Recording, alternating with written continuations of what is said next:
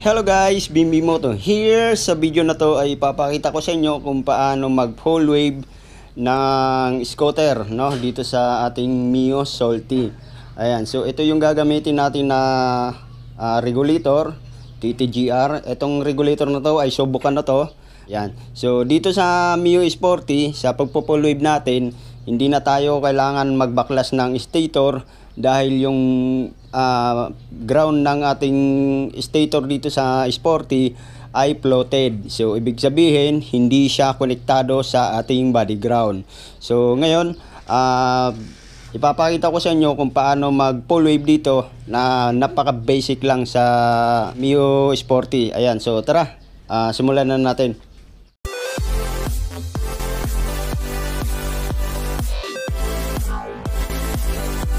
Okay, so dito sa gagawin natin, binuksan ko na yung kaha. Ayan, so dito makikita na natin yung stock regulator.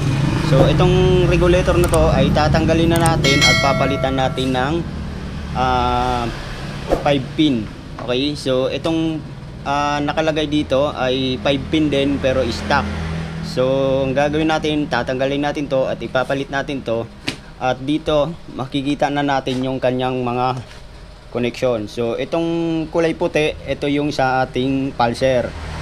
Okay, so next, itong kulay puti din na malapad, ito yung konektado sa ating regulator papunta doon sa ating stator. So dito ay bubunutin lang natin yung dalawang wire na to, yung kulay puti at yung kulay itim, dahil dito natin idudugtong yung mga wire ng ating TTGR na full wave.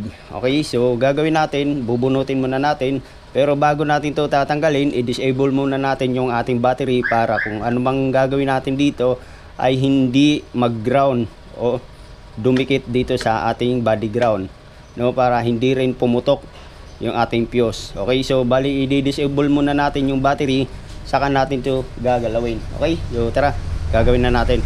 Okay, so bali na disable na natin yung battery. Ito yung mga wire nya. So bali dinugtungan lang nila para mailabas yung battery. So ito nga pala ay laging na-drain. So ang ginawa kasi nila dito ay nag-battery operated sila, no? Yung park light, headlight, ginawa nilang battery operated. So ginawa nila ay pinas charge para hindi mabibitin yung kuryente sa battery. So ang nangyari, hindi pa rin kayang supplyan ng stator yung battery dahil half wave lang ang nangyayari sa charging. Okay, so bali dito ay ipo-full wave na natin. So yun, pagka disable sa battery, next natin na i-disable itong sakit na to. So itong sa pulser, hindi na natin to gagalawin. Bali ito lang sakit na to na konektado sa ating stator. So tatanggalin natin yung dalawang wire dyan. Okay, okay, so i-disable na natin to. Ayan. Okay, so tatanggalin natin yung mga wire na nakakabit dito sa sakit dahil hindi na natin siya gagamitin, no, yung sakit na to.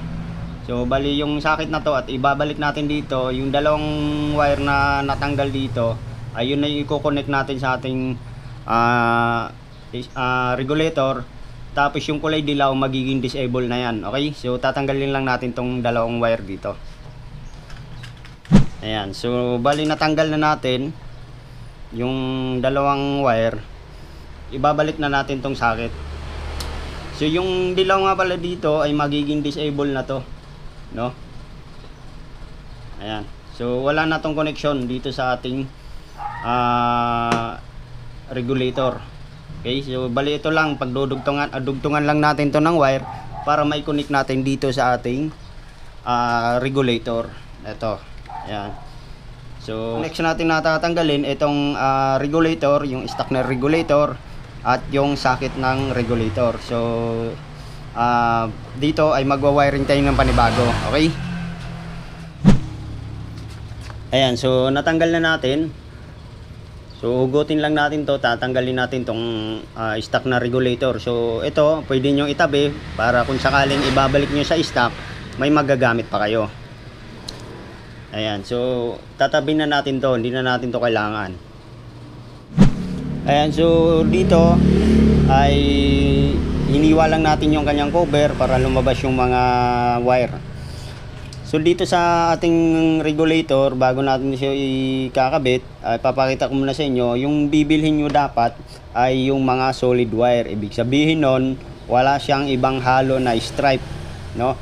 Katulad niyan, wala siyang halo. So ibig sabihin niyan, ito yung pole wave. So meron kasing ganito na may stripe yung kulay pula, may stripe siya na puti, or yung puti na may stripe na pula. Ito yung dapat nyo na bibilhin, at hindi kayo dapat bibili yung may mga stripe. Okay? So bali itong sakit na to, tatanggalin lang natin to dahil hindi na natin to kailangan. I-directa na natin yung mga wire dito sa wire ng harness ng ating motor. So bali itatap lang natin to. Tatanggalin ko lang tong sakit na to, okay? Okay, so una natin na ikakabit dito sa ating regulator, merong kulay pula. So una natin ikakabit dito ay yung kulay pula. So ito yung positive. Papunta ito sa ating battery. Ayan, so itatap lang natin dito sa harness na kulay red. Okay, so babalutan natin siya ng tape. Okay, so next natin na itatap itong kulay green ng ating regulator. Ito yung negative. So itatap natin dito sa kulay black ng ating harness.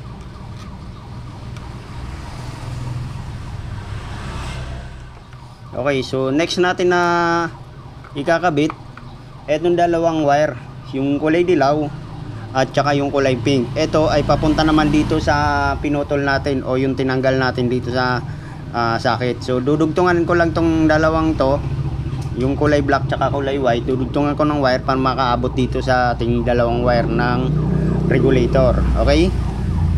Okay, so ito na yung kulay puti tsaka yung kulay black ng ating stator. So dinugtungan ko lang siya ng wire, at dito natin itatap yung dalawang wire ng ating regulator. So dito walang problema kung saan siya mapunta. Pwedeng dito sa kabila at yan, ganyan. So pagdudugtungin lang natin siya ng ganyan. Pwede naman baliktad. So dito ay wala siyang polarity. Yung kulay black ng ating stator ay ng ating stator at saka yung kulay white ng ating stator, kahit saan siya dyan itatap sa dalawang wire dito. Okay? So pwedeng dyan, pwede rin baliktad. Okay, so bali pagdudugtungin lang natin to. Okay? Okay, so yan, nadugtong na natin. So yung dalawang wire ay kinunik natin dito sa kulay puti, ay sa kulay dilaw at saka kulay pink. So dito ay walang problema kahit saan dyan itatap dahil ito ay charging lang. Okay? So meron pa tayong isang wire, ito yung kulay itim. So next natin na gagawin, dudugtungan natin tong wire. Tapos yung kulay dilaw ng ating harness, isasama natin dito. Ayan, isasama natin dito sa kulay black. Tapos dudugtungan natin siya ng wire, papagapang natin dito sa bandang likod. Dahil dito kukuha tayo ng accessories wire. So hindi siya po pwedeng iiwanan lang yung kulay itim na to, dahil ito yung magkokontrol ng voltahe papasok sa ating battery. So yun, pagsasamahin lang natin tong kulay dilaw sa ating harness at yung kulay black, tapos dudugtungan natin ng wire papunta dito sa bandang likod, dahil dito mahahanap tayo ng kulay light brown. Okay, so bali dudugtungan lang natin to. Okay, okay, so ito na yun. Ito yung kulay black, tapos sinama natin yung kulay dilaw, tapos dinugtungan natin ng wire. So yun, okay na tayo dyan. So ang gagawin natin, babalutin na lang natin to at iayos na natin yung harness dito o yung mga wirings. So i-organize lang natin, tapos dito na tayo pupunta sa bandang likod. Okay, so pagkatapos dyan, okay na yan, wala na tayong problema. So itetest na natin pagkatapos nyan. So ngayon ay babalutin lang natin to at i-organize natin dito. Okay? Okay, so pagkatapos natin na ma-organize yung ating harness, pati yung ating regulator, so itong wire na to ay dudugtong na lang natin dito sa kulay ito to, light brown. Ayan, so dudugtong natin dyan dahil ito yung magkocontrol sa ating battery o yung voltahe na papasok sa ating battery. So bali pagkatapos nyan, okay na yan at i-test na natin. Pero bago yan, Kung bago ka lang dito sa aking channel, huwag mo kalimutan mag-subscribe at syempre, pindutin mo na rin yung notification bell para updated ka sa ating mga susunod na DIY. At i-like mo na rin tong video na to kapag nagustuhan mo. So yun, ikakabit lang natin to, tapos pupunta tayo sa harap mamaya dahil meron pa tayong gagalawing wire doon dahil ginawa nga nila ay battery operated yung headlight nito. So yun, ibabalik lang natin yung wire na nandun na binaklas nila at okay na tayo dyan. Okay? Okay, so tapos na natin i-wiring. No, yung kulay dilaw nga pala dito, yun pala yung connected doon sa ating headlight. Yun, baka magtaka kayo. At sinama natin sa kulay black ng ating regulator, tapos dinugtungan natin siya ng wire. Kinunik natin dito sa kulay light brown ng ating harness. So dito, okay na tayo. At pwede na natin ibalik dyan, yung cover dyan. Tapos pupunta na tayo sa harap dahil ibabalik natin yung wire na ginalaw nila doon. At para hindi na malilito yung kung sino man ang susunod na gagawa nito. Okay? So yun, okay na tayo. At wala na tayong problema dyan. Hindi ka na malulubat basta-basta. Okay? So tara, ayusin na natin at ibalik na natin yung dapat ibalik. So yun guys, at naibalik na nga natin yung kaha dito sa gilid. Naayos na natin lahat dyan. So dito tayo sa harap. Okay, so dito sa harap, yung sakit ng ating switch dito, so may ginalaw sila. Ibabalik lang natin yung tinanggal nila dito dahil konektado na yung ating kulay dilaw na nandun sa harness. Kinunik na natin sa light brown ng ating harness, no? So dito ay ibabalik lang natin yung pinutol nila para magiging okay na lahat at magiging battery operated na yung ating headlight. Okay? So bali ibabalik ko lang, tapos okay na tayo dyan at itetest na natin. Okay, so bali na ibalik na natin yung harness, ay yung socket, no? Kung saan yung pinutol nila ay ibinalik na natin sa normal. So bali i-cover na lang natin to at itetest na natin. So yun guys, at binaklas natin ulit dahil meron pala siyang pinutol na wire pa dito. Ayan. So pinutol pala nila dito, bukod dito sa tinanggal nila sa taas, pinutol pa nila tong wire. So nagtataka ako kung bakit ayaw umilaw. So bali eto, dudugtungan lang natin ito ng wire, ibalik natin dito sa connection ng kabila. Ayan. So kasi pag hindi siya umilaw, ayan, nagtataka ako maayos naman yung doon sa gilid kung bakit ayaw umilaw. So yun, binuksan ko ulit at nakita ko na may pinutol nga pala talaga sila. So kawawa yung motor, puro putol yung mga wire. Ayan, so bali dudugtong lang natin, tapos itetest na natin yung ilaw. So yun guys, tapos na nga natin gawin yung ating Mio Sporty, no? Tapos na natin i-full wave. Ngayon, so okay na siya. Ang problema lang sa kanya, yung battery mukhang palitin na. So titest natin yung headlight. Ayan, so yung headlight okay naman, yung park light umilaw. Ayan, so bali ititest natin ngayon yung karga ng ating battery. So dito ay meron akong tester. Ayan, so ititest natin kung ilang voltahe yung o kung makarga ba talaga siya. Okay, so positive negative lang yung ating tester. Ayan, so test natin kung ilang voltahe yung pumapasok. Ayan, so sa idle niya ay meron siyang 14. Ayan, bumababa, nagluloko yung battery, palitin yung battery niya. Ayan, so dapat yung karga niya pag naka-idle 14.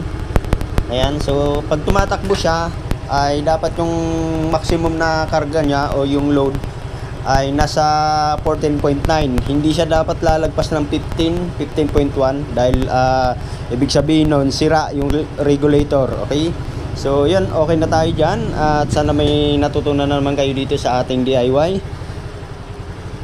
So yun, okay na tayo guys at sana may natutunan na naman kayo dito sa aking pag-DIY at ingat po tayo sa ating pagwa-wiring.